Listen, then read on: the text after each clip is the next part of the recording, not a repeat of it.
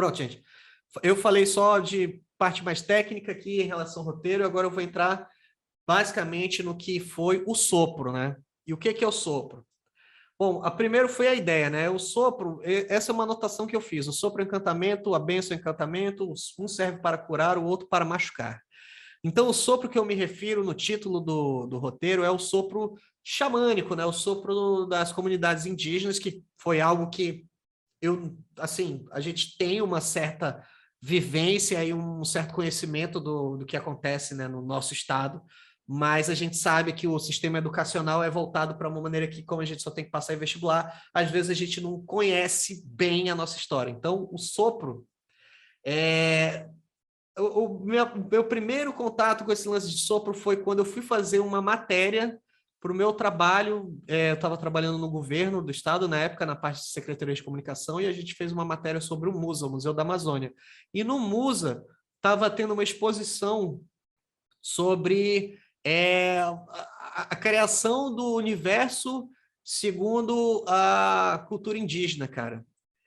E assim, mano, explodiu minha cabeça. Eles falaram sobre o sopro da vida, a cobra grande, todas essas coisas assim que eu conhecia de uma forma mais mainstream, mas eu nunca tinha me aprofundado, né? Mas a ideia para o roteiro do sopro mesmo veio em 2019. Em 2019 eu estava trabalhando, né, em assessoria de comunicação como editor de vídeo, motion designer.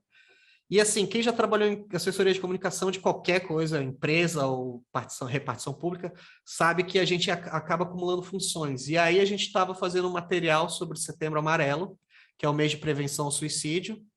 E aí o pessoal da Secretaria de Saúde entrou em contato com a gente e falou: olha, a gente quer fazer um vídeo, um mini doc para a internet sobre suicídio, depressão, perere pará. E aí eles queriam assim, eles queriam um personagem idoso, eles queriam um personagem mulher, e eles queriam um personagem criança, e eles queriam um personagem indígena. E nesse lance deles queriam um personagem indígena, a gente fez uma pesquisa junto com o pessoal da própria secretaria e fomos com alguns personagens, né, algumas pessoas que deram depoimento. Assim, a gente foi para Rio Preto da Eva, numa comunidade, conversou com uma galera lá. A gente foi na comunidade do Parque das Tribos e conheceu lá o pessoal, e eu conheci mais a história do Parque das Tribos e tal. E aí lá a gente entrevistou uma senhora, uma mãe, Dona Laura, né, que eu homenageio ela aí com o nome de um dos personagens, e a Dona Laura tinha perdido a filha, ela tinha cometido suicídio por enforcamento, né? E aí da conversa que a gente teve, eu fiquei completamente emocionado e tocado por aquilo, e aí ela começou a explicar o que era o sopro, ela começou a explicar a visão que ela tinha em relação à depressão, ao que aconteceu com a filha dela e tal, e eu fiquei assim, cara, isso aqui é muito louco, entendeu? Tipo, é uma história muito bonita e trágica de superação, de seguir em frente, de perder um filho, e enfim, né? Então, assim, quando ela falou, essa dona Laura, que falou para mim o que era considerado sopro, ela comentou coisas assim da crença, do tipo, o que é o sopro da vida, e a função do pajé, por exemplo, usar o sopro fazendo bênçãos, os rituais que tem para uma pessoa estar com depressão na comunidade, como que ela lida com isso. Então, tudo isso daí foi plantando essa ideia na minha cabeça, e aí a gente chegou a montar, né, um mini doc, chegou a postar e tal, mas foi uma ideia que foi interrompida no meio. Eu falei, não, cara, eu acho que tem uma história muito massa aqui.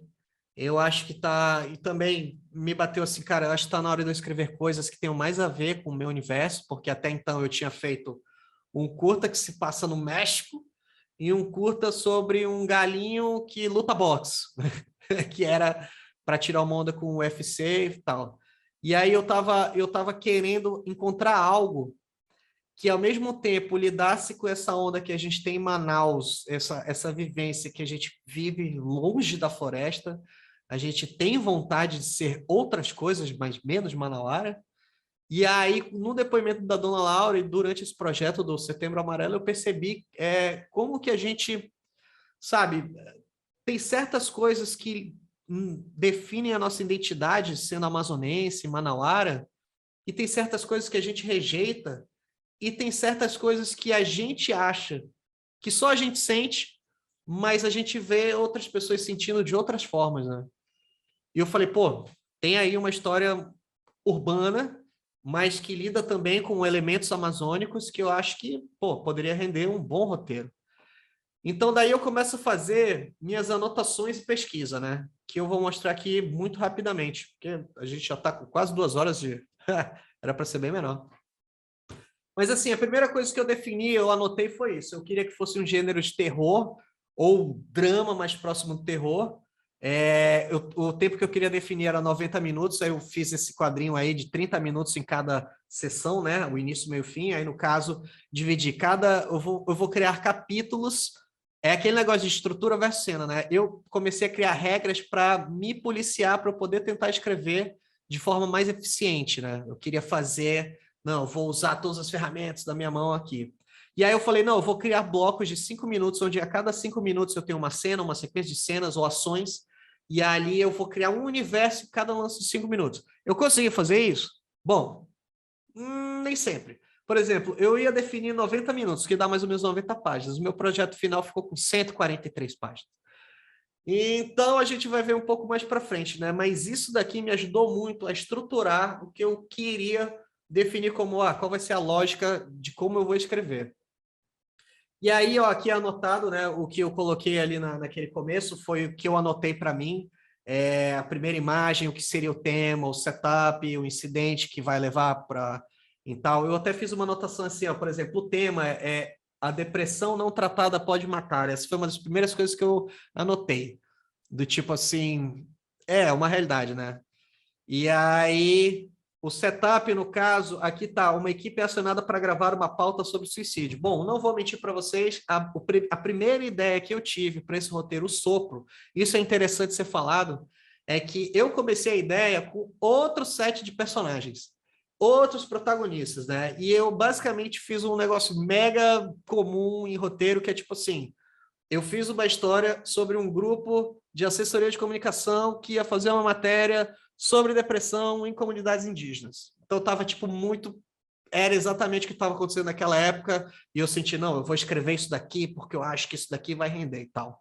Mas vocês vão ver mais para frente como que isso foi alterando no processo de escrever, né? E aí o primeiro incidente seria isso, né? Eu vou explicar mais para frente, contextualizar melhor mais para frente, mas o primeiro incidente é uma estudante se joga do telhado da escola. Tipo assim, o meu incidente que ia começar a empurrar a história para frente e as coisas iam começar a acontecer, era isso. Um aluno vai se matar, e aí a gente começa a ter a história perere parará, né? Acontecendo. E aí, eu vou pular um pouquinho isso daqui, porque a gente já falou muito de debate, fun and games, essas coisas. E aí, essas são algumas anotações que eu fiz, por exemplo, sobre o que é, né? Aí eu comecei a escrever temas, bicho, porque assim, como eu falei, eu vou começar a estruturar o mundo que eu quero construir e dentro desse mundo eu vou descobrir meus personagens. E aí eu comecei a escrever que é sobre suicídio, sobre depressão, negligência do Estado, com os povos indígenas, apropriação cultural. Aí eu comecei na minha pesquisa, que foi uma coisa que veio do trabalho, e aí eu comecei tipo assim, o trabalho era esse, eu recebi um material para pesquisar, sendo que o trabalho acabou e eu continuei a pesquisa. E aí começou a me chamar a atenção essas coisas. Por exemplo, o índice de suicídio em comunidades indígenas é alto. O índice de suicídio em comunidades indígenas, por números assim de relação habitante, no norte do país é muito maior do que o resto do país inteiro. Por que que isso acontece? Aí começam a surgir essas coisas. Nas entrevistas que a gente fez com jovens e nas pesquisas que a gente fez, a gente começou a ver que preconceito contra indígenas é um fator predominante, falta de oportunidades, tipo, tudo que acontece com um povo que é um povo originário, um povo nativo, um povo que estava aqui antes da galera chegar e que até hoje está aí batalhando por um espaço, sabe, por uma oportunidade de crescer, sem perder suas raízes, mantendo e tal, e a gente vê o que acontece todos os santos dias, todo santo dia, no contexto da nossa sociedade, como que ela lida com esse povo originário, entendeu? Então, tudo isso é um material para um grande trauma coletivo que, assim, as secretarias de Estado e de município, eu acredito que elas tentam fazer alguma coisa sobre, mas a gente sabe que tem muita negligência aí no meio. Então, qual era aqui eu estou abrindo o coração aqui, tá, gente? Que eu comecei a anotar aqui, por exemplo, quais são os objetivos. Assim, muitos acreditam ser causados por encantamento segundo a própria comunidade. Existe algo que eu não tenho como contestar, se tipo assim, eu sou uma pessoa que está lendo sobre isso. Mas existe um lance de tipo, existem certas trabalhos ou sopros que são feitos para as outras pessoas que causam determinadas infortúnios e fatalidades, né? Existe essa crença, e aí eu analisei, vi isso, daí achei muito interessante trazer isso para o roteiro. Qual era o objetivo desse meu roteiro? Essas perguntas, tipo, para que eu vou sentar e escrever esse negócio? Jogar uma luz sobre a saúde mental de comunidades indígenas. Eu até anotei aqui, quanta pretensão da minha parte, né? Porque é muito pretensioso da minha parte achar que eu vou desenvolver uma luz sobre não sei o quê. Mas por que eu coloquei isso para a gente discutir aqui, para ser dito aqui? Porque, assim, eu tenho que saber reconhecer o que eu estou trazendo, o que eu estou contribuindo e o que eu também posso desconfigurar, entendeu? Por isso que é muito importante pesquisa, ter alguém para te ajudar a fazer um feedback dessa história, porque às vezes a gente pode acabar escrevendo sobre o que não entende. Acho que esse é o ponto que eu estou querendo chegar aqui. Aí, por exemplo, eu botei a armadilha, achar que o escritor branco veja o sopro com menosprezo e diminua achando que é uma falta de conhecimento e usar isso como uma armadilha contra si mesmo, né? Que aí, originalmente, eu falava, não, beleza, eu vou pegar, vou criar um personagem que tá aí se achando que vai ajudar a galera e tal, quando, na verdade, ele vai ter uma jornada muito contrária sobre isso. Lembrando que isso era no primeiro tratamento do roteiro. Aí a minha primeira premissa foi essa: uma equipe de gravação vai até uma comunidade indígena, urbana, gravar depoimentos sobre casos de suicídio. Essa era a história que eu ia começar, né, no sopro, mas não foi essa história com que eu terminei. Apesar de que eu ainda guardo esses elementos porque eu guardo quase tudo. E aí, originalmente, eu tinha esses personagens. Era um produtor que acredita que está fazendo algo bom, uma produtora que é uma jornalista que está ali de forma tá ali fazendo o trabalho dela. A gente tinha um motorista que ele era meio conservadorzinho, ia ter essa discussão e tal. Cada personagem é que nem RPG, tu tem o ladino, tu tem o ladrão, tu tem o paladino, então cada personagem representa mais ou menos uma coisa, né? Um sentimento ou um simbolismo. E o cinegrafista, que era um jovem que ia ter uma função dramática para isso na primeira ideia. Aí eu ia explorar como que essas pessoas iam lidar com seus próprios problemas, vendo o problema dos outros. Mas à medida que eu fui escrevendo, cara, eu fui achando um pouco fraco isso. Eu vou falar mais por quê. Aí eu coloquei aqui alguns personagens extras, né? A professora Cláudia, por exemplo, eu coloquei ela como personagem no roteiro, porque ela é maravilhosa.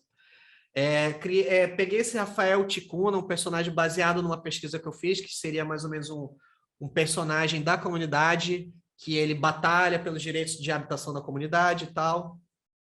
E, no caso, a entrevistada que perdeu a filha recentemente se torna uma personagem da história também. Aí eu começo a desenvolver uma ideia do tipo assim, essas ideias soltas aí que estão aí são coisas tipo, eu acho que isso aqui deveria estar no filme ou não, mas eu nem vou discutir as ideias, né? Por exemplo, o primeiro tratamento começava com aqueles personagens no carro discutindo suas diferenças políticas e morais e tal, e aí a gente era apresentado os personagens dessa maneira e a gente começava com o incidente que era a entrevista em si. E aí, o que eu estava querendo, assim, buscar, né? Quais temas eu estava querendo desenvolver? Perda de identidade, luta pelo direito de habitação digna, estrutura, educação, saúde e saneamento básico, são problemas em várias comunidades de Manaus, mas especificamente nessa comunidade que a gente ia trabalhar a história, isso ia fazer parte. E o lance de, por exemplo, esse lance de reintegração de posse de terra é algo que eu coloquei na minha pesquisa e tal, não necessariamente eu trabalho isso no roteiro, mas é assim, são coisas que a comunidade em questão tem que lidar o tempo todo com várias ameaças vindas de todos os lugares, entendeu? Então, às vezes, existem bairros aqui em Manaus que são invasões, em que aparece do nada gente que fala, não, essa invasão não pode estar aí porque eu sou dono dessa terra. E começam lutas intermináveis para ver quem é que realmente cuida da terra, quem é que tem a terra e tal, e trazer, né, uma moradia digna para as pessoas que estão morando ali naquela cidade, levando em consideração que 90% de Manaus é uma grande invasão.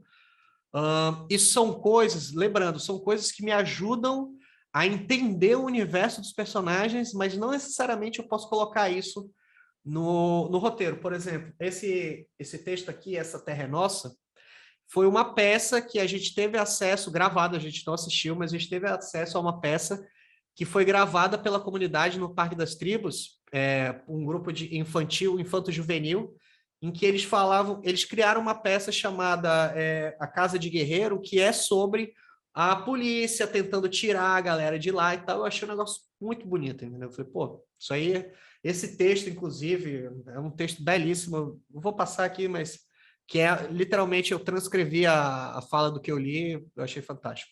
Mas basicamente é sobre, pô, a gente não tem direito a como é que as pessoas vêm aqui e vêm dizer pra gente o que a gente pode fazer, onde a gente pode morar. Mais anotações só para me ajudar, por exemplo, expressões em Yanomami, anotei também algumas expressões em Niegatu, e fiz uma pesquisa do Parque das Tribos, isso aqui tudo muito superficial, anotando aqui, depois eu passo por isso para um projeto que é onde eu escrevo no edital e a gente vai falar mais para frente. E aqui, nessa outra página, tem assim, um possível mistério. Em 2006, o número alto de suicídios por jovens de uma mesma escola poderia estar relacionado a um suposto pacto de morte, onde um grupo de alunos se relaciona com o professor, se reuniam em cemitérios, praticavam rituais, sob efeito de alucinógenos, possivelmente um chá, e estabeleciam a ordem de suas mortes, né? Ou seja, esse possível mistério que eu escrevi aqui, ele apareceu durante a pesquisa. Vale ressaltar, eu fui com a história com uma cabeça, com um set de personagens num canto, eu fui pesquisando, e aí eu me deparei com um mistério assim. Havia uma carta com as regras que foi encontrada na escola, e um acordo que se algum membro delatasse o outro, todo mundo ia se matar. Eu falei, tem um filme aí. Não tem? Ou eu tô errado? Se vocês disserem que eu tô errado, eu paro esse negócio agora, cara.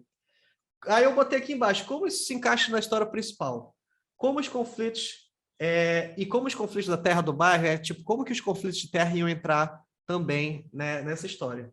E aí acabou que, ironicamente, eu boto assim, como isso se encaixa na história principal, isso virou a história principal. Que eu comecei a ver mais força nesse mistério, nessa onda e mais oportunidades para fazer arcos dramáticos do que na outra história, sobre um grupo que não sei o quê, sei lá. Porque assim, eu estava escrevendo, falei, cara, isso aqui não está indo para lugar nenhum.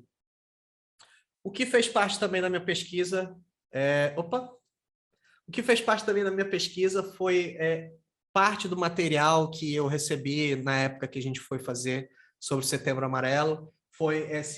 Um livro muito pequeno sobre suicídio, informando para prevenir e comportamento suicida, que é da Associação Brasileira de Psiquiatria, é um texto um pouco mais elaborado, mas assim, como eu estou lidando com depressão, suicídio e tudo, eu não quero escrever algo que seja ofensivo ou que pareça raso, entendeu? Também não estou dizendo que eu vou escrever algo que vai quebrar a cabeça das pessoas, mas eu tenho que fazer minha tarefa de casa, entendeu?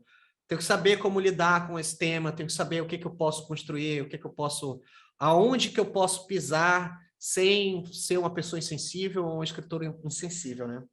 Aí vem uma parada que vocês vão pirar aqui, eu acho. Mas durante a pesquisa, eu encontrei uma história. E a história foi através do site do Ministério Público do Amazonas, ó, depois de vendo muitos sites e não sei o quê, eu encontrei esse texto, cara, cujo título vocês estão vendo aí, Suicídio Indígena Alto Rio Negrino, Circunstâncias e Enigmas da Morte Voluntária no Noroeste do Amazonas. O Ministério Público, em 2015, 2013, mais ou menos, nessa época, assim, eles fizeram um estudo que envolveu secretarias, envolveu associações e tal, sobre o grande índice de suicídios, principalmente na época entre 2005 e 2007, até mais ou menos 2012, aqui especificamente no município de São Gabriel da Cachoeira. E aqui tem um dado que eu coloquei, que é do negócio, do estudo, que é a tentativa de suicídios entre índios da cidade de São Gabriel da Cachoeira, e aqui tem a quantidade, assim, essa quantidade de pessoas, né? 26 tentativas, nem todas foram até o final.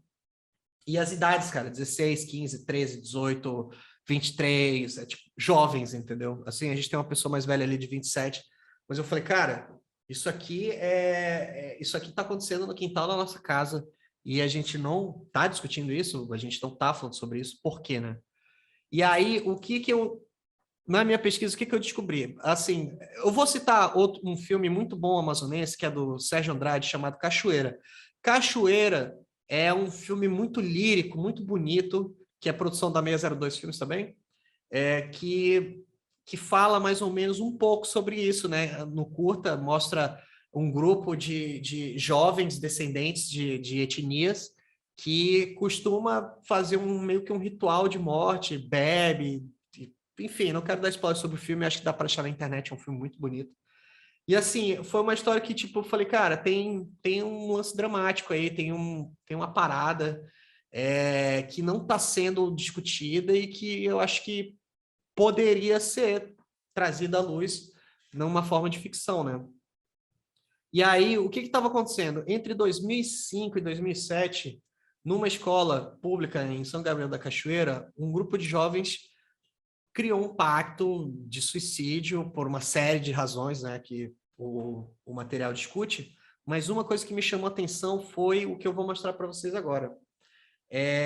Num dos depoimentos, a maioria das crianças dos depoimentos começaram a falar que elas estavam tendo sonhos parecidos, e que nesses sonhos elas eram visitadas por um dos alunos que já havia falecido, sempre acompanhado de uma figura vestida com chapéu, uma roupa preta, não era possível ver essa face. E eu ficava, mano, não é possível que isso é real. Isso é real. E aí, por exemplo, eu peguei um trechinho, eu não vou ler o trecho todo, não, eu vou ler só esse final aqui. De um depoimento de um dos médicos da época e tal. Ele fala aqui, temos uma outra jovem, a JB, que quando chegou só falava em corda, né? Que era a maneira como alguns jovens estavam tentando o suicídio, que é por enforcamento. E essa semana ela estava muito revoltada, dizendo que queria morrer e que o Homem de Preto estava atormentando ela. E aí eu me deparei com uma parada, do tipo assim, o que está acontecendo aí? Isso é real? Isso é sugestão? A galera tá tendo os mesmos sonhos, os mesmos pensamentos, porque existe algo paranormal realmente acometendo as crianças, ou isso daí é algo sugestivo, é um efeito Vertan, que é aquele lance quando o suicídio, né, naquela pesquisa que eu fiz, aqueles materiais lá, ele fala assim, que quando o suicídio acontece em algum lugar, a tendência é que as pessoas ao redor desse lugar, desse epicentro, cometam suicídio também. Isso não é uma regra, mas através de pesquisas psicológicas que, assim, eu estou falando de uma maneira muito rasa, claro, mas o efeito Vertan é aquele efeito cópia, né? Às vezes uma pessoa se mata e outra pessoa se mata de uma maneira parecida. Essa incidência de suicídios pode virar uma bola de neve. Então, é uma das maneiras pelos quais o Ministério Público tenta explicar esse fenômeno que aconteceu nesses anos em São Gabriel da Cachoeira. E outra coisa também que tinha é que eles se reuniam num cemitério, em terrenos baldios, para discutir magia, falar coisas em latins, e uma coisa que apareceu muito na minha pesquisa foi isso aqui, foi o livro de São Cipriano, o legítimo capa preta que, assim, tá à venda na Amazon, sabe? O livro de São Cipriano, eu já tinha ouvido falar através de contos e carochinhas, mas eu nunca tinha estudado. O livro de São Cipriano foi escrito pelo São Cipriano, que, se eu não me engano, ele é espanhol, enfim, é lá para os lances da Europa. E era um cara que escreveu, tipo assim, tipo feitiços, rituais, ritual para conquistar a pessoa amada, ritual para não sei o que, não sei o que lá. E aparentemente essas crianças estavam lendo esse material, tinha esse professor meio que, será que ele estava sugerindo, será que ele estava criando rituais e tal? Isso tudo, gente, lembrando, isso é tudo real, tá? E aí eu falei, mano, tem uma história aí, bicho, tem uma história aí cuspindo na minha cara. Outro material que eu li também é esse Caminhos do Sopro, Discursos Xamânicos e Percursos Florestais dos Rupda, né? Que é um povo de etnia indígena um pouco mais para cima do norte, mas que foi escrito pelo Danilo Paivas Ramos, que é da USP, e Patience Epps, que é da Universidade do Texas, e assim como o material do Ministério Público, é uma tentativa de entender as crenças, as aflições, tudo que envolve assim o mundo, a comunidade das etnias e como que isso assim é interpretado de um ponto de vista mais psicológico, vamos colocar assim, né? Da mesma forma que ambos trabalhos, tanto o relatório do Ministério Público quanto esse daqui, eles têm um respeito muito grande pela crença de cada etnia, entendeu? Eles não falam, esses caras estão viajando, achando que Tupã tá fazendo. Não, é um negócio do tipo assim, olha, existe isso daqui, o xamã tem essa função, um material muito rico e me ajudou muito, além de outros artigos, tal, tem muita coisa que eu não coloquei aqui, porque para não ficar muito longo, né? Com tudo isso na minha cabeça, com esse monte de material, essa crise existencial do tipo, será que eu sou a pessoa certa para contar essa história? Como que eu vou com um mundo que se apresentou, que é fincado na realidade, que uma coisa que uma professora minha falou na lata, ela falou, Léo, não é só porque uma coisa é baseada em algo real, ela dá um bom roteiro, e vice-versa. Não sei como vice-versa se aplica aí, mas deixa pra lá. E eu peguei tudo isso e falei, não, eu vou contar essa história. Ao invés de eu contar a história de uma equipe de assessoria de comunicação, que tá não sei o quê, eu vou contar a história de uma menina que ela tem relacionamento direto com essas pessoas que estão cometendo ou tentando cometer esses atos, e ao mesmo tempo que ela é o nosso avatar, né, o personagem protagonista costuma ser aquela pessoa pelo qual o público se conecta. Eu queria fazer uma história assim de uma pessoa crescendo, né, o famoso coming of age, ao mesmo tempo contando a história dessa menina, que ela tem as suas vontades e não sei o que e tal, e ela estuda numa escola, que coisas começam a acontecer, e como que ela reage com isso, como que ela lida e tudo mais. Aí eu comecei a desenhar uma estrutura, né? Eu falei assim, pô, eu criei essa bolinha, tem algumas bolhas em branco, mas era mais ou menos Tuila, essa menina que está em cima é a nossa personagem principal, e ela é a nossa fonte, motor e tal. E aí esses outros personagens vão fazer mais sentido na frente, como que eles se conectam e tudo mais. E aqui eu fiz assim uma timeline, né? Do tipo, ok, essa história vai se passar ao longo de 2 meses, e ao longo de 2 meses, esse número de alunos que está anotado aqui do lado, eles vão se matar ou eles vão tentar o suicídio, e aí a gente vai trabalhar isso dentro da história, né? Aí, por exemplo, esses nomes eu mudei depois, eu vi o que dava para colocar, o que não dava, o que fazia sentido, o que não fazia sentido dentro do arco dramático. Aí eu quebrei muito, assim, anotei num papel, literalmente.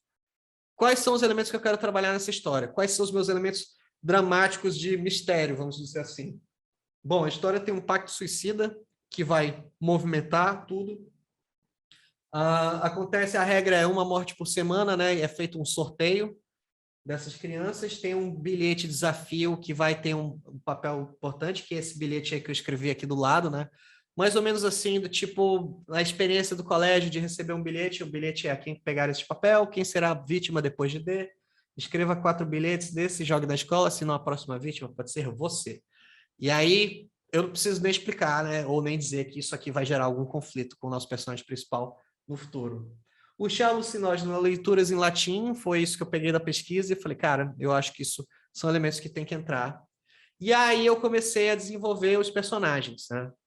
Muito rapidamente, os meus personagens principais, eu coloquei aqui, é Tuila, de 16 anos, Laura, Jacilene e Pedro. São amigos que estudam na escola e todos eles vão ser afetados por isso. E, na verdade, apesar da história ter esses personagens principais, a nossa personagem principal é a Tuila, é uma menina de 16 anos que está interagindo com eles, e aí ela também lida com o que está acontecendo na escola.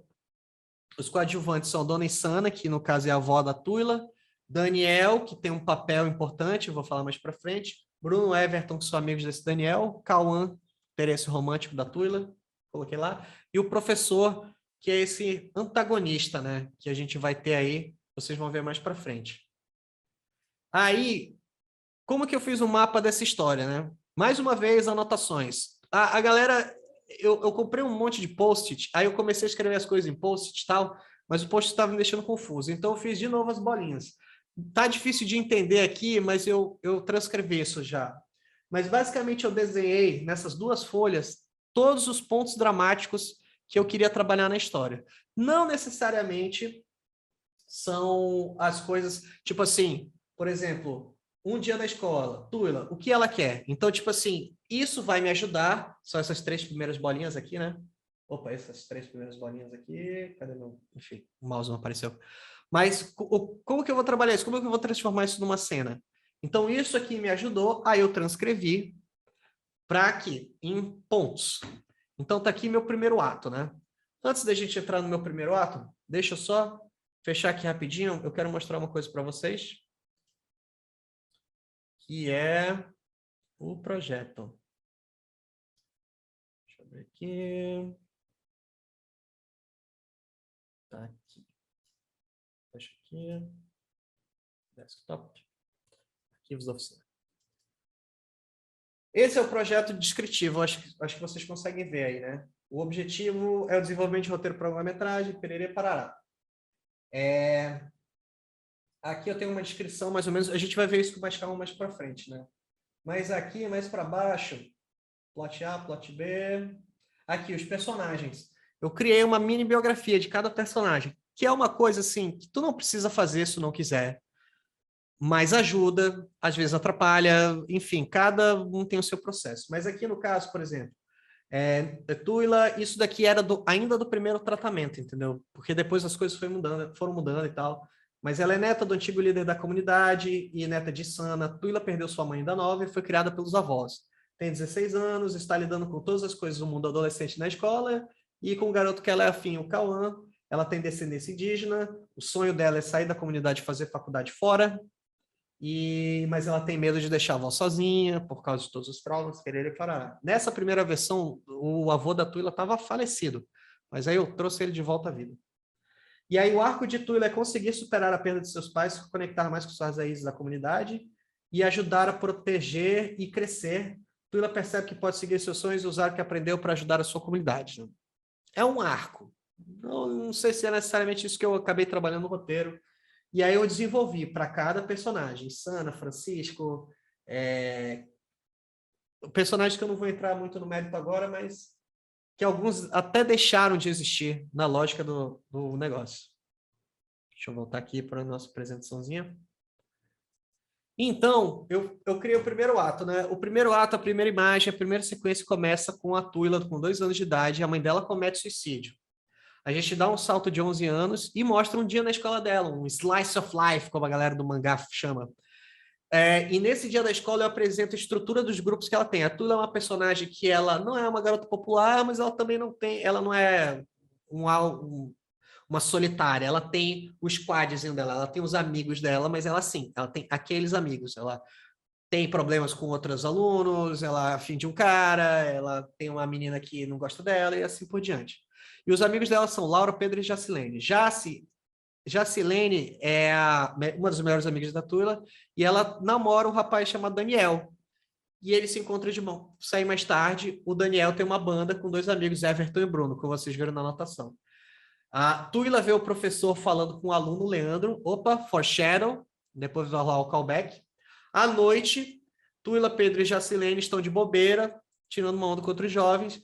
Daniel ele é mais velho, né? Na história, o Daniel tem 18 anos, ele é repetente, mas eu não falo isso em nenhum momento. Isso está implícito. Ninguém fala, Daniel, você é repetente. Não, ele só tem 18 anos. Todo mundo já estudou com alguém que tinha carro no 3º ano, sei lá. E ele, no caso, tem uma motoca e tal, não sei o que, usada que ele comprou. E ele tá...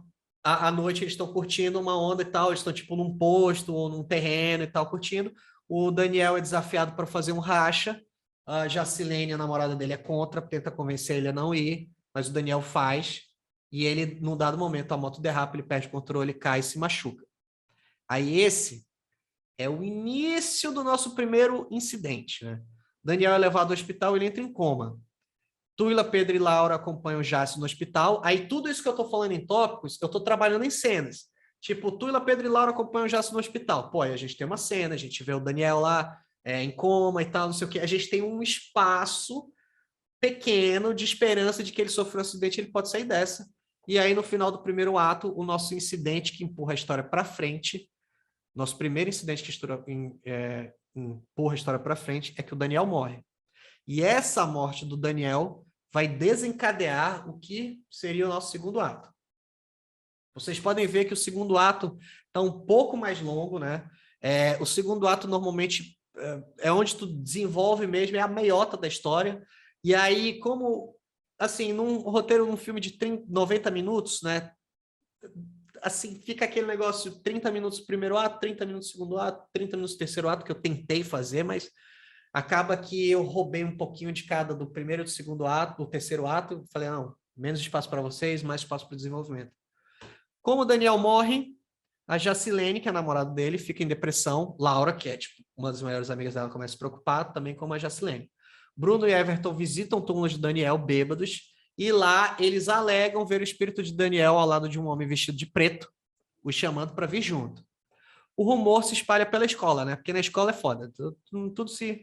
Alguns alunos decidem, agora que eles escutaram essa história maluca dos meninos, eles decidem ir lá pro túmulo do Daniel e, de repente, o túmulo do Daniel agora vira um lugar onde a molecada vai para se reunir, para ficar bebendo, para fazer coisas de moleque, longe dos pais.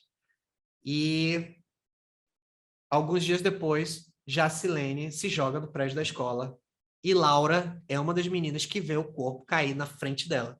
Então, assim, a Jacilene, que é uma das personagens principais, ela foi trabalhada no primeiro ato, ela se torna o verdadeiro incidente do tipo assim, o mundo agora mudou, velho.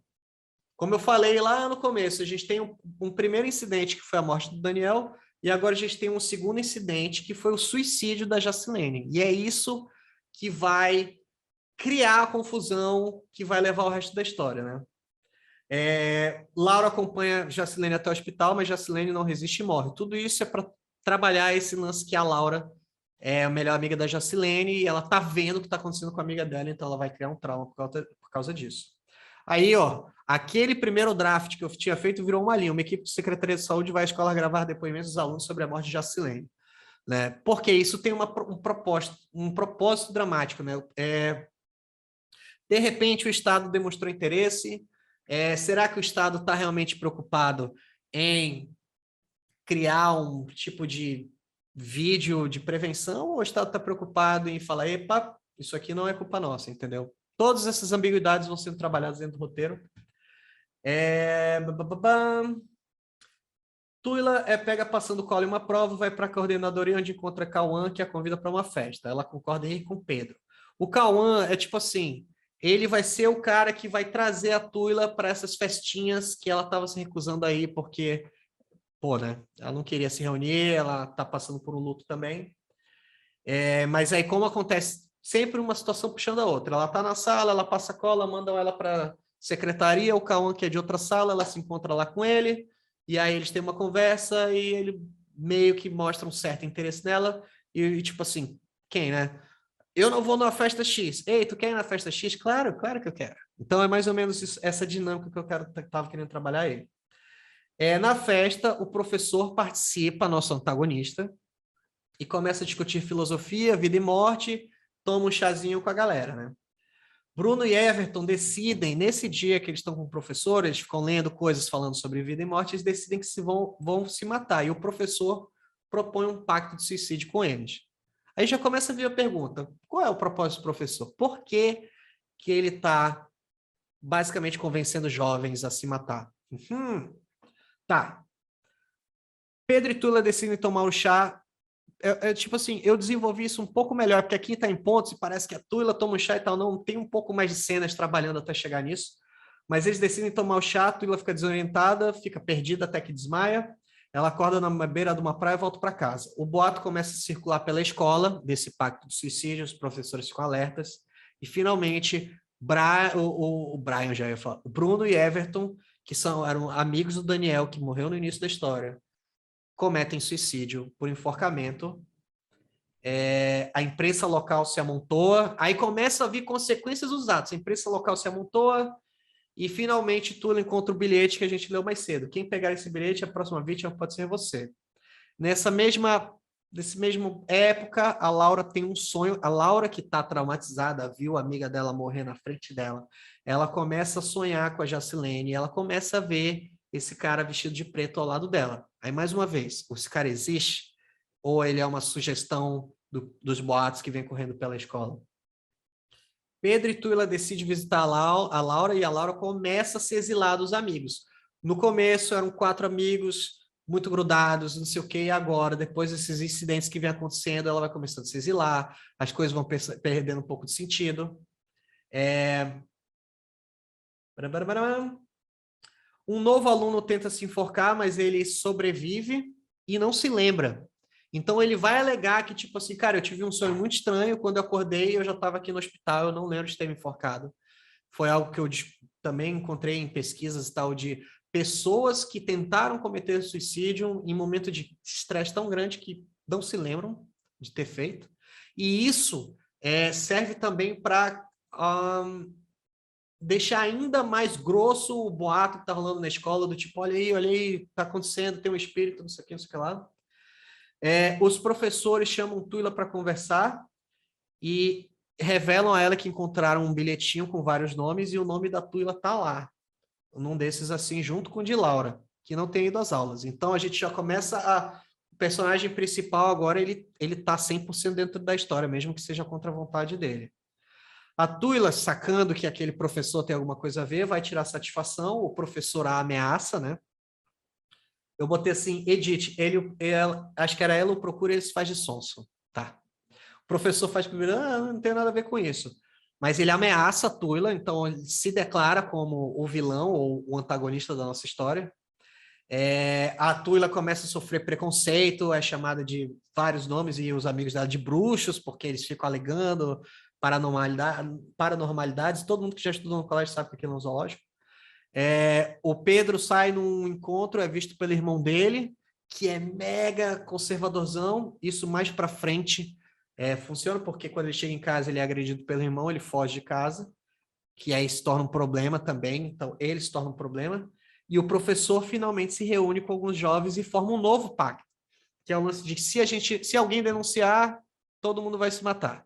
Então, tipo assim, a gente entrou no segundo ato por conta de uma tragédia, e agora a gente sai do segundo ato na promessa de uma grande tragédia, né? Do tipo assim, o professor, que já claramente é o vilão da nossa história, a gente ainda não sabe por que ele está fazendo isso, quais são os seus objetivos, tudo isso vai ser destrinchado no terceiro ato, mas isso já estava na minha cabeça desde o momento que eu comecei a escrever. O professor vai terminar o segundo ato, né, com esse incidente do tipo, galera, é o seguinte, sacaram qual é a nossa? Se a gente quiser continuar com esse nosso pacto, o nosso pacto agora ficou pior. Então, assim, isso foi para mostrar, não sei se foi muita delonga falar item a item para vocês, mas isso foi para mostrar mais ou menos como que eu desenvolvi o primeiro e o segundo ato em tópicos desse roteiro, e depois eu fui trabalhar o roteiro propriamente dito, né? E aí o terceiro ato eu deixei de fora dessa oficina aqui, porque, né, eu quero que vocês vejam e sejam surpreendidos. Mas todas as peças, acho que ficou bem claro, todas as peças estão formadas, e aí vai depender da minha escrita se isso aqui, do jeito que está, vai ficar interessante ou não. Lembrando que, como eu tive ajuda, né, eu passei isso com algumas pessoas da minha confiança, falaram, vou te mostrar a história em tópicos, e aí tu me disse se faz sentido. E aí sim que eu comecei a sentar para escrever. Aí uma coisa, acho que o próximo passo que eu tomei foi esse. Desenvolver o argumento, o logline e o tema. Logline é um termo que eu peguei em cursos de roteiro e tal, e tentando participar de festivais, eventos de cinema. E é tipo assim, toda vez que tu vai apresentar um projeto de longa-metragem para algum produtor ou uma produtora, dificilmente tu vai chegar com o teu roteiro e vai falar, ó, lê aí que tá top esse texto. Não, eles precisam de uma amostra antes, né? Então, costuma-se trabalhar dentro dessa área uma página de uma folha, onde vai estar lá o logline, que é tipo assim, a frase do que é o roteiro em poucas palavras, e aí uma sinopse explicando a história do início ao fim, e, tipo assim, de uma forma muito dinâmica, né? Para a pessoa ler e falar, pô, fiquei interessado, agora eu vou ler teu roteiro. E o tema, né? Aí, o que que eu botei aqui? O logline, assim, Twyla é uma garota ticuna de 16 anos que está tentando entender o seu lugar no mundo, enquanto uma onda de suicídios toma conta da sua escola. Então, assim, essa é a ideia do roteiro mais diluída para sua menor forma, mas ao mesmo tempo, assim, o que eu acho que um logline ou essa mini sinopse do teu roteiro tem que ter, ela tem que ter alguma coisa que seja meio irônica, entendeu? Ela tem que ter aquele lance que a gente conversou de contraste desde o começo, aqui já está aplicado. Por exemplo, é a história de uma garota de 16 anos que está tentando achar o lugar dela no mundo. Porém, suicídios estão acontecendo ao seu redor. Como que isso afeta ela? Tipo, todo mundo que já ficou triste ou teve pensamentos assim mais pesados na sua adolescência sabe exatamente como é esse sentimento, né?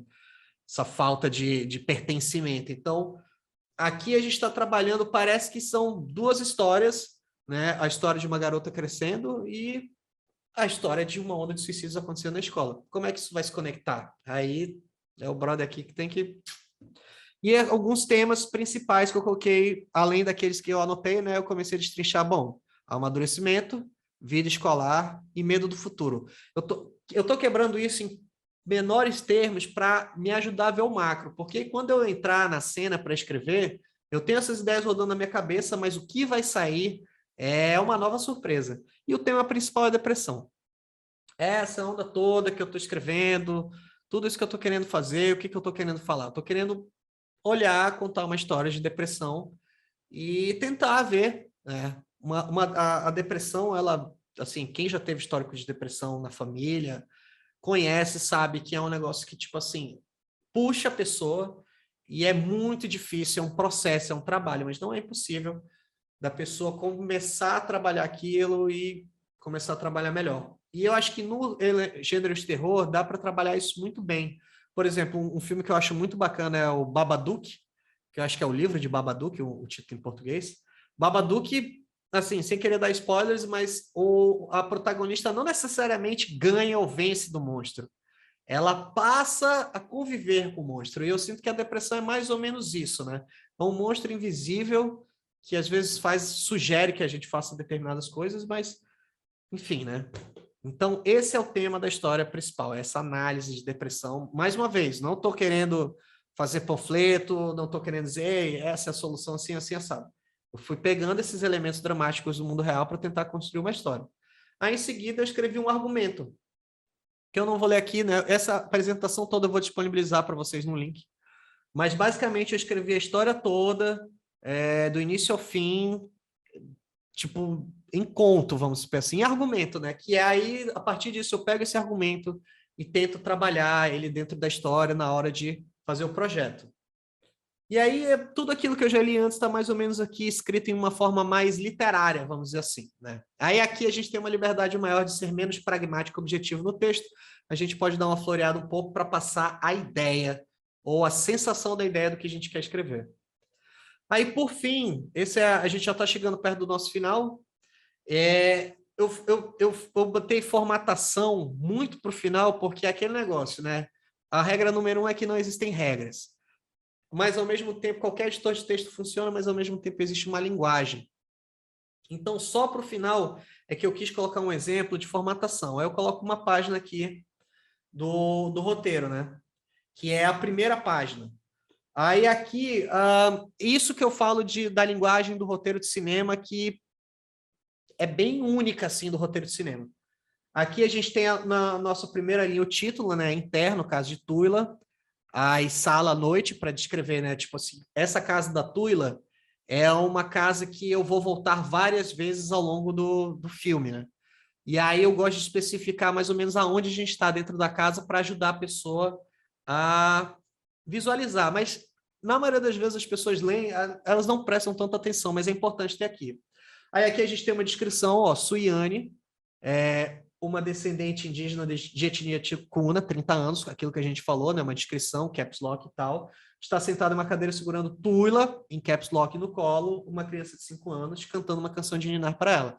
Então, essa primeira cena, eu vou resumir aqui basicamente o que já está escrito aí. Mas essa primeira cena, o filme já começa assim, com a mãe da Tuila, a personagem principal, ela está segurando, botando a filha para dormir, ou elas estão vendo TV juntas.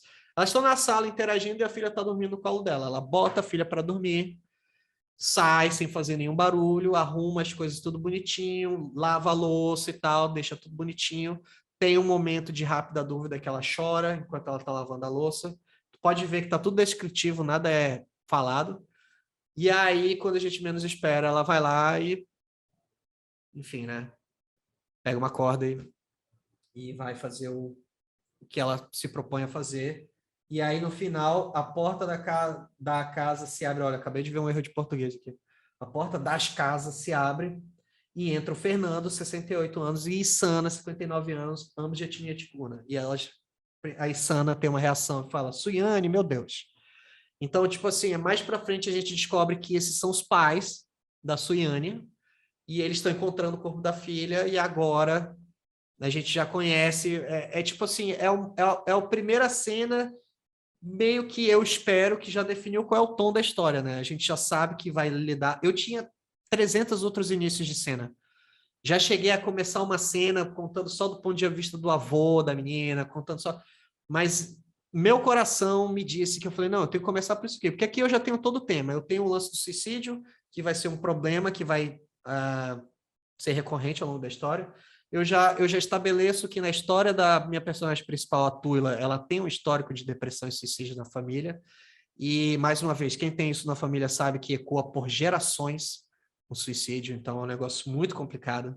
O suicídio não é algo que termina em si mesmo, quando acontece, os filhos, os netos e às vezes até os bisnetos carregam um pouco para frente.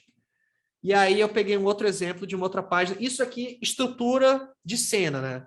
O título, a cena descrevendo assim muito objetivamente, tipo, Suiane fecha a porta da frente de casa com cuidado para que não faça barulho, depois dá a volta pelos fundos. Tipo assim, aí vai entrar atuação, tudo aquilo para mostrar a direção de fotografia que vai dizer, mas aqui no roteiro é só uma planta baixa, entendeu? Aqui não é dogma, é isso que é. E assim, eu particularmente gosto de escrever nesses blocos assim, né? Eu acho que fica mais fácil de ler. Não é só um truque que eu uso para deixar com mais páginas, hein, galera? Fazia isso da faculdade, eu não faço mais. Tá, beleza. Aí, outro exemplo. Aqui eu peguei uma página que usa mais diálogos, né?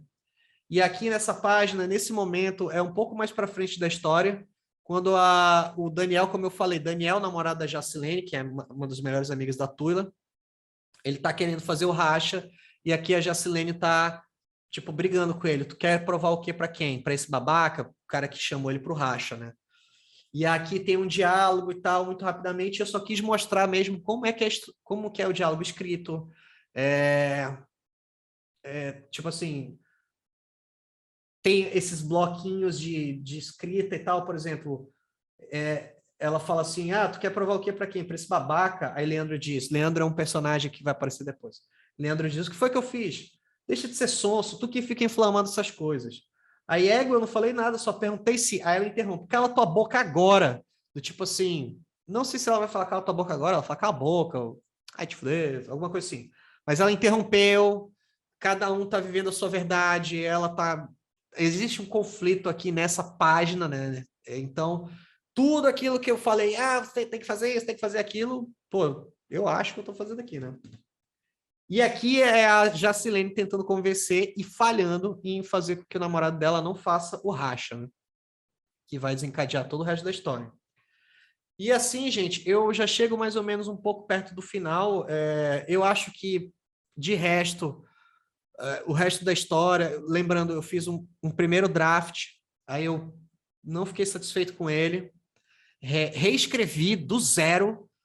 Não reescrevi do zero, eu reescrevi do zero, mas algumas cenas que eu já tinha escrito, porque, olha, a gente tem que lembrar que nós somos arquivistas, tá entendendo? Então, nem sempre uma coisa que tu escreve está perdida para sempre. Então, tem cenas que eu tinha escrito já, e aí eu falei, não, vou fazer um novo tratamento do roteiro. Já comecei do zero, pá, cena 1, tal, não sei o quê. Aí eu falei, bom, eu vou chegar na cena tal, onde a Tuila vai lidar com o problema. Pô, mas eu já escrevi essa cena no meu outro draft. Aí eu literalmente copio e colo pro meu novo roteiro, e vou ajustando o que eu acho que encaixa mais. Então, é uma parte importante do processo, acho válido falar isso também. Tudo que a gente escreve e anota é importante e pode ser reutilizado, mas tu não precisa se prender às notas, como a gente falou mais cedo. E aí, eu acho que assim, cara, tudo isso aqui que eu falei se resume nesses dois slides, cara. Deixa eu até voltar aqui. Eu quero voltar. Tudo isso aqui serve para... Aqui. Então, tudo isso que eu falei e tal, falei, pô, um monte de preparação para eu realmente só mostrar para vocês essas 2 páginas, que é o que importa. Como que eu vou escrever o meu roteiro na estrutura? Acho que não precisava nem fazer um curso sobre isso. E como que eu vou escrever meus diálogos e um exemplo de diálogo, né? Outras regrinhas pequenas de leitura de roteiro é tipo não quebrar o diálogo em 2 páginas, não usar caps lock o tempo inteiro, evitar usar coisas como corta para ou indicações de técnicas dentro do roteiro porque deixa o roteiro chato. Então eu gosto de escrever hoje em dia, tipo, no final das contas eu vou acabar, sei lá, dirigindo meus roteiros porque a minha intenção sempre é essa. Então eu sei exatamente como é que eu quero visualizar essa cena, né? Aí mais para frente, se chegar aí para produção esse roteiro, aí sim eu vou sentar com o diretor de fotografia, diretor de arte, com os atores, todo mundo envolvido e vou desenvolver um negócio mais elaborado, às vezes até um storyboard, que eu gosto de trabalhar com storyboard. Mas a princípio, no roteiro, cara, a função é contar a história, pá, pum, pum, e ser o mais interessante possível e original, se a gente puder no processo, né? Então, basicamente, esse foi o roteiro. Agora eu quero falar muito rapidamente de alguns livros, referências e links que me ajudaram nesse processo. E aí, os filmes que eu usei como planta baixa, como base para escrever essa história, são esses 3, cara. São, tipo, um deles é um filme que eu nem gosto, mas eu assisti. O primeiro é o Clube do Suicídio, que eu amo esse filme. Ele tem um título também de O Pacto. Eu não sei como é que funciona, porque eu conheci o filme como Clube do Suicídio. É um filme de 2001, japonês, dirigido pelo Sion Sono, que, mano, é um filme em que jovens começam a se suicidar numa escola e ninguém sabe explicar por quê. E na história, o personagem principal é um detetive que está investigando o caso, entendeu? Então, assim, eu gosto muito desse filme, eu peguei a estrutura dele, ele tem uma estrutura muito bizarra, é um filme pesado, não recomendo, assim, para ver num dia leve, mas é um excelente filme e ele trabalha algumas coisas que ele subverte de técnicas de roteiro. Ele termina de um jeito muito estranho, é isso que eu quero dizer. Então, eu acho válido. Eu gosto muito desse filme, mas é um filme que eu vejo uma vez a cada 10 anos, porque ele é muito pesado. Outro filme que eu vejo com um pouco mais de frequência é O Lamento, que é um filme sul-coreano dirigido pelo Na Hong-jin. E, cara, esse filme é fantástico. Esse filme é a história de um vilarejo em que as pessoas começam a ser infectadas por uma doença estranha que deixa a pele delas estranha e deixa elas mais propensas a atacarem outras. Numa primeira leitura, uma analogia meio de zumbi, mas é um filme que explora aquela comunidade, como as pessoas daquela comunidade se afetam, as que adoecem, as que estão saudáveis, e quais são os perigos internos e externos que vão acontecendo, que vão levando. E, cara, é fantástico esse filme, vale a pena. Ele é um pouco mais leve que o Clube do Suicídio, mas ele ainda assim é bem pesado. E O Jogo dos Espíritos é um filme muito clichêzão norte-americano, lá do início dos anos 2000, tentando bancar em cima de filmes como O Chamado, entre outros, né? Mas o Jogo dos Espíritos, ele tem um certo... ele é uma história de jovens que vão fazer aquele board de Ouija uma noite e liberam o espírito, e o espírito vai matando de um por um. Bem slasher, né? Só que, assim, nas minhas pesquisas, eu descobri que esse foi um filme que alguns dos jovens que tentaram cometer suicídio assistiram. E alguns chegaram a alegar que foi a base para que eles criassem o pacto deles, né? Então, assim, é muita viagem além do universo pensar que existe essa relação, mas eu também não sei dizer se existe essa relação. Mas eu falei, cara, eu preciso ver esse filme. E esse filme, ele tem alguns pontos do que a gente combinou, do que a gente conversou sobre estrutura de roteiro, mas ele tem coisas que eu acho que tem boas ideias ali que erra justamente porque ele tenta se manter no gênero meio slasher e acaba ficando meio que uma cópia de outros filmes. Mas não é um filme ruim, é um filme bom, mas ele poderia ter sido muito melhor. Livros. Nem que todos esses livros são sobre roteiro. Por exemplo, esse Making Movies do Sidney Lumet. Eu tô com ele aqui, inclusive. Esse aqui, cara, o melhor livro que eu posso recomendar para vocês, eu comprei na Amazon. Esse aqui tá em inglês porque sou pedante, né? Mas é um roteiro, basicamente, Sidney Lumet é um mestre do cinema. Ele fez, ele fez vários filmes. Ele fez O Expresso do Oriente, a versão original. Ele fez, Antes que o Diabo Saiba que Você Está Morto, que é um filmaço, tem na Amazon Prime para assistir. Então, tipo assim, ele escreveu um livro que, cara, todo mundo que quer fazer cinema, que quer dirigir, que quer produzir, sei lá, deveria ler esse livro, porque ele é mais ou menos um manual, pô, escrito por um cara que, concorreu ao Oscar, é foda e tal, e não necessariamente é sobre o roteiro, mas ele tem um capítulo dedicado ao roteiro que é muito interessante, na relação entre diretor, roteiro, produtor, roteiro, roteirista também, né? Outro livro que eu falei aqui é sobre direção de cinema, que é esse aqui, do David Mamet. O David Mamet tem também um livro que eu não tenho ele aqui agora, né? Eu tenho ele no Kindle, é o Três Usos da Faca, que é mais voltado para roteiro. Esse daqui é mais sobre direção. Mas eu acho importante para quem vai escrever roteiro, quem quer fazer cinema, é legal entender também o mundo da direção, porque assim, cara, o cinema é uma área, é uma arte que ela recompensa tu saber de tudo um pouco, entendeu? Tipo, é importante tu entender tudo que tá rolando no processo, porque aí tu consegue, aquele lance da linguagem, conversar com todo mundo, tu sabe o que as pessoas vão ler, o que não vão ler, e é interessante aqui o David Mamet, ele fala muito sobre improviso, ele vem do teatro, então ele tá falando de direção de cinema, mas ele tá dando indicações de roteirista, vale muito a pena. Poética de Aristóteles, eu vou te falar que foi um livro que eu participei de um masterclass, de um workshop de roteiro, e o professor, no caso, ele citou a poética, né? E eu falei, Aristóteles, sério mesmo? E fui ler, né? Tem para baixar em PDF. Eu criei um link no Drive que eu vou jogar aqui já já. E eu botei esse poética de Aristóteles. Mano, é o manual para escrever qualquer coisa do mundo e tu encontra elementos da poética de Aristóteles em todos os filmes. É tipo assim, é fantástico. Ele discute gênero, catarse, comédia, tragédia, mas ele discute de um jeito muito atemporal. Todo mundo que se propõe a escrever alguma coisa, cara, tem que ler isso daí porque é fantástico. Tu fica pensando assim, meu Deus do céu, cara, a gente pensa que inventou a roda e tá aí Aristóteles lá naquela época escrevendo manual de roteiro, ó, top, muito além do tempo. Só para citar rapidamente uma coisa que o Aristóteles se amarra, e ele cita até o complexo de Édipo nisso, ele se amarra numa tragédia ou num conflito gerado por um erro. Do tipo, alguém mata alguém achando que está matando o assassino quando está matando alguém querido e tal. Que para ele é uma das formas mais de conflito dramático. E, cara, é interessante pra caramba, né? Quando tu vê alguém erra no cinema e sofre as consequências desse erro, suco de drama. Outro filme, cara, eu falei do filme Adaptação mais cedo, que o personagem de Nicolas Cage vai num workshop e tal, ele vai no workshop do Robert McKee e ele lê esse livro aqui, cara, Story.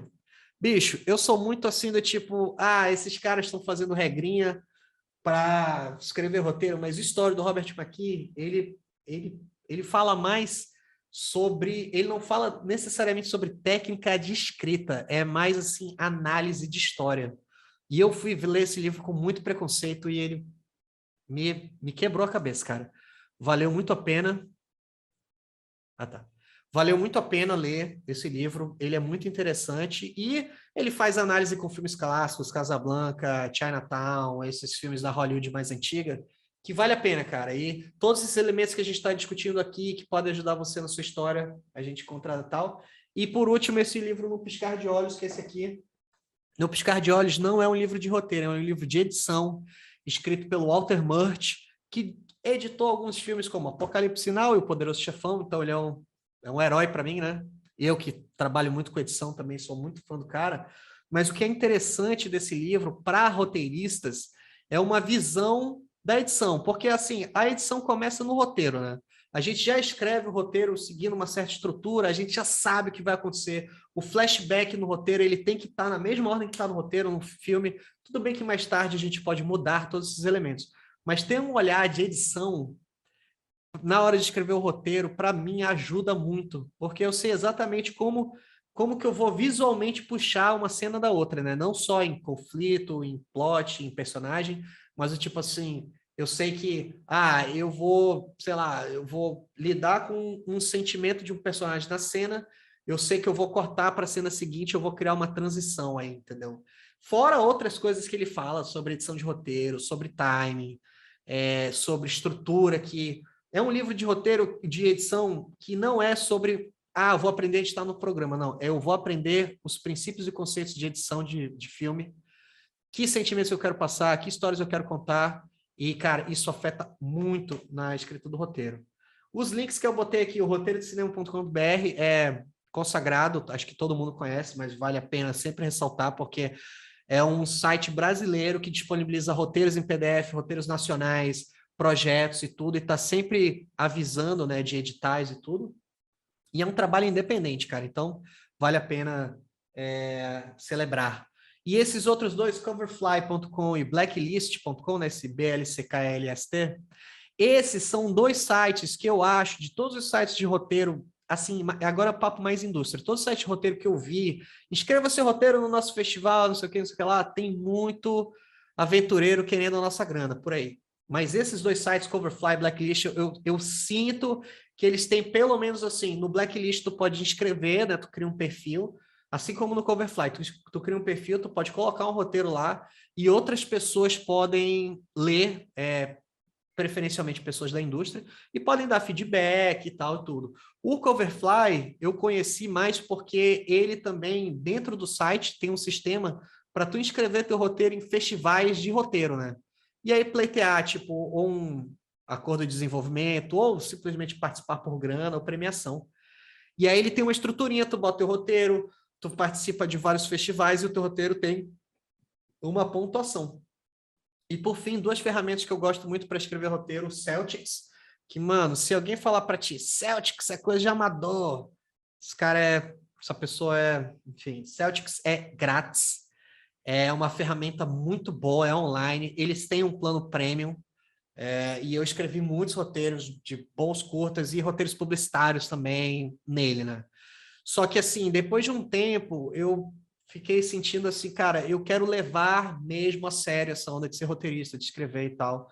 Porque, às vezes, assim, a gente, como tem que batalhar, pagar contas, ter outros trabalhos, fazer outros jobs, fazer bicos para sobreviver, aí, às vezes, o negócio de roteiro fica um pouco, eu não vou gastar uma grana num programa, eu vou pegar um programa assim, assim, assado. O Celtics é um programa que te dá todas as oportunidades para criar um roteiro. Agora, eu fiz o salto para o Final Draft, né? Porque, assim, eu participei de palestras, falei, mano, qual é um programa da indústria, assim? E o Final Draft é um, e eu falei, vou dar uma chance. Só que o programa para o computador é muito caro, é tipo 600, 700 reais. Aí eu falei, não vou comprar agora, eu vou passar, sei lá, quanto tempo economizando, aí eu tento comprar. E aí eu comprei a versão para celular, que na época que eu comprei estava R$ 35, bicho. Aí, pô, pega o celularzinho, adapta ali um tecladinho, tal, na hora, eu comecei a usar, me amarrei, recomendo muito Final Draft. É tipo assim, um compromisso contigo mesmo. Tu vai gastar uma grana nesse programa? Tá, tu pode comprar a versão de R$ 35 de boa. Tu pode comprar a versão mais cara desktop para instalar no teu laptop ou outra coisa assim. Mas, cara, vale a pena. É um programa que te dá ferramentas para encontrar cenas, encontrar personagens e definir também quebra, estrutura e tudo mais. E é isso, galera.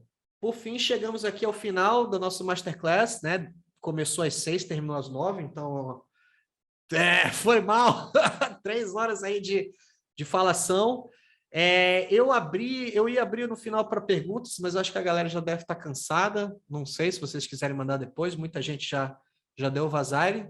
Mas eu queria agradecer a atenção de todos.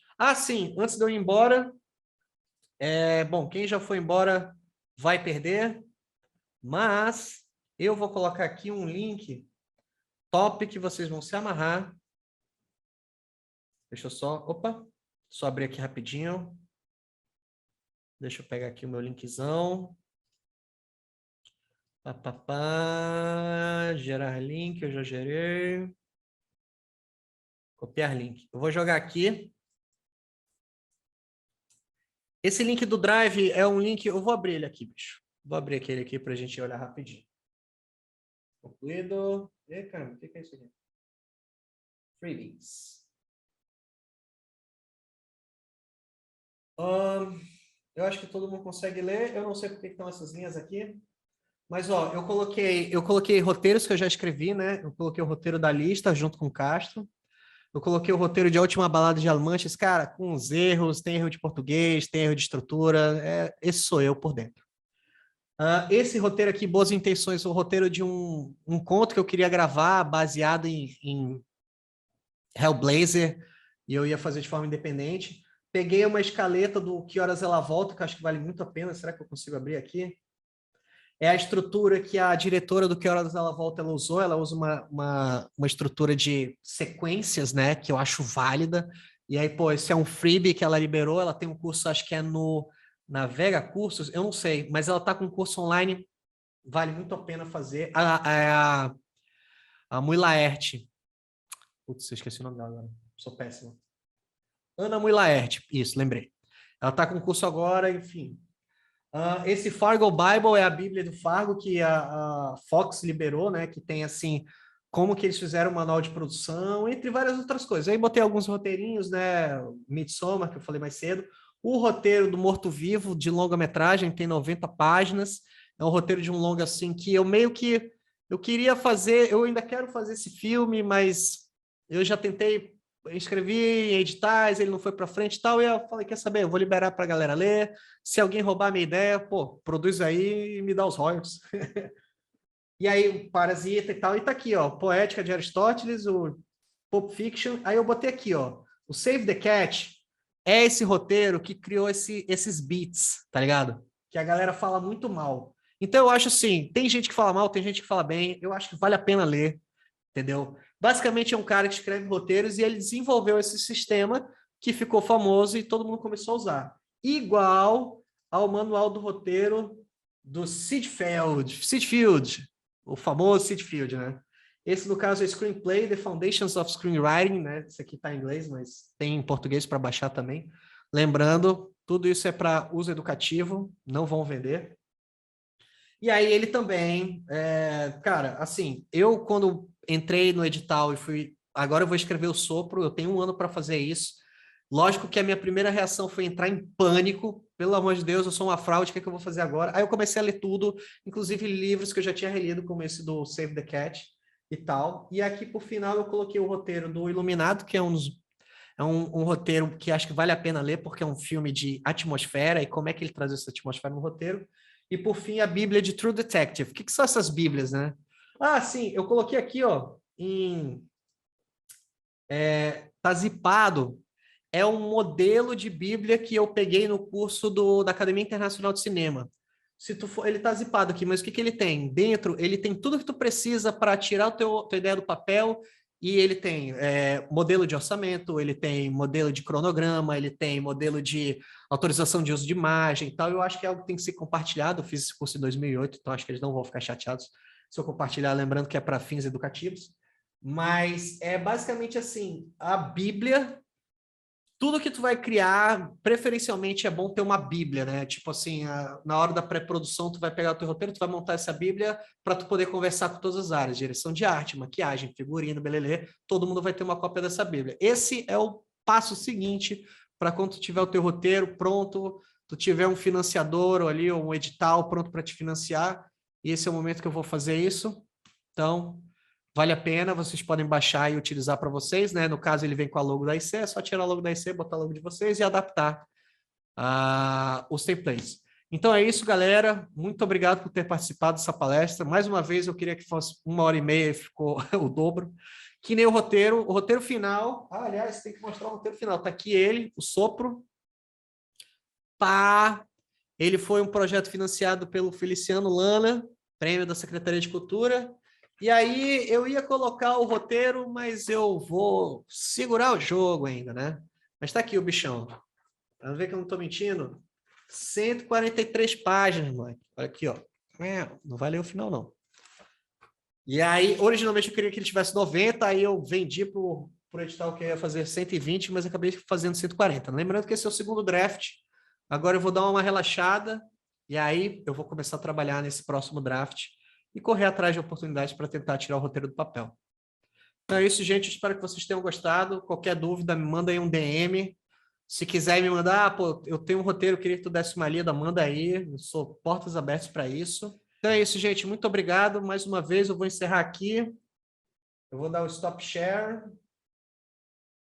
E é isso. Acho que foi o que eu desenhei aqui sem querer na minha tablet.